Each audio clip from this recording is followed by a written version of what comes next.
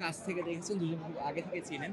তো তাদের মধ্যে ডিফারেন্সটা কি? আর আ কে মানে কাকে আপনি আগিয়ে রাখবেন? কাউকেই পিছিয়ে রাখা সম্ভব না। তো কাকে আগিয়ে রাখতে চাবেন না, বেশি? আমরা যখন টিম করি আসলে আমরা এই ২ জনের দিকেই আমাদের চোখ ছিল এবং লাকিলি আমরা কিন্তু ড্রাফট থেকে ওদেরকে আপনার কালেক্ট করতে পেরেছি। সো আমাদের ওদের ক্যালিবার সম্পর্কে আমাদের কাছে পরিষ্কার ধারণা ছিল। রিপন ওয়াজ আউটস্ট্যান্ডিং। আপনি যদি দেখেন আমরা ফাইনাল আসা পর্যন্ত রিপনের বড় অবদান আছে। ৩-৩ টা man of the match, bowling on hard time আপনার যদি খেয়াল করে দেখেন যে নিজেকে আমি বলব যে ও বেস্ট শেপে ছিল এই সময়টাতে। তো ওর অ্যাগ্রেশন আমরা কাজে লাগিয়েছি। দলের প্রয়োজনে ও ১০০% ডেলিভার করেছে। তো রিপনকে নিয়ে আমার অনেক আশা। ইন দ্য ফিউচার রানে আমি চাই যে ও বাংলাদেশ টিমে আগামী ১০-১২ বছর আপনার ডমিনেট করে বোলিং করুক। Saqlain is a clever bowler. আপনি যদি ওর বোলিংটাকে দেখেন, ওর কিছু স্পেশালিটিস আছে।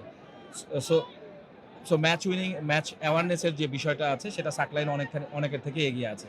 তো ২ জনের ক্যালিবার ২ রকম এবং ২ জনের আপনি যদি দেখেন বোলিং স্ট্র্যাটেজিস যদি অন্যরকম এবং আমরা আসলে এই ২ জনকে ম্যাচ থেকে কার কাছ থেকে কোন সময় কোন জিনিসটা বের করা যাবে সেটার দিকে ফোকাস ছিল যাতে দল উপকৃত হয়।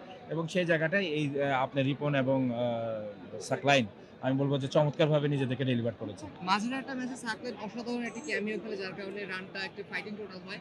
তো এই দিক থেকে সাকলাইনকে একটু বেশি আগিয়ে রাখছে কিনা রিপনের থেকে? সাকলাইনকে আরো ভাঙতে হবে। ভাঙতে হবে মিনস তার বোলিং, ব্যাটিং দোনোটাতে আরো ইনপুট দেওয়ার আছে দলের। ধরেন ওর ফিটনেসের আরো উন্নতি করতে হবে। ও এই এরিয়াতে নতুন এবং আ এটা ওর জন্য একটা গ্রেট এক্সপেরিয়েন্স। এখান থেকে শিখবে এবং সামনের অনেক রাস্তা এবং সেই জায়গাটাতে তাকে দারুণভাবে ভাঙতে হবে। আমি ভাঙার অর্থটা বলছি তাকে গড়তে হবে নতুন করে।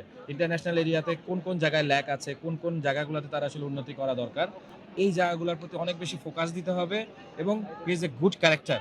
আমি আপনাকে আগেই বলেছি রিপন এবং সাকলাইন ২ টা ডিফারেন্ট টাইপ অফ ক্যারেক্টার এবং ২ জনকে যদি দলের প্রয়োজনে যে দল তাদেরকে নিবে এবং যদি তাদেরকে ভালোভাবে ব্যবহার করতে পারে, তাইলে অবশ্যই দল বেনিফিটেড হবে এবং ২ জনই ম্যাচ উইনার।